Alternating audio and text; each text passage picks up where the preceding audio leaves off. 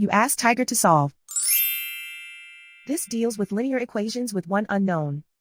The final result is x equals -3. Let's solve it step by step. Group all constants on the right side of the equation. Add 8 to both sides. Simplify the arithmetic.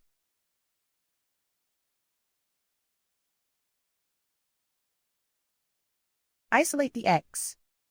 Divide both sides by -2. Cancel out the negatives.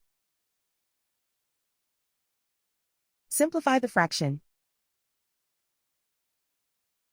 Move the negative sign from the denominator to the numerator.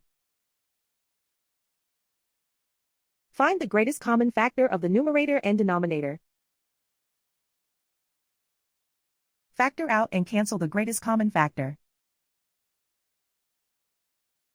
And so the final result is x equals -3.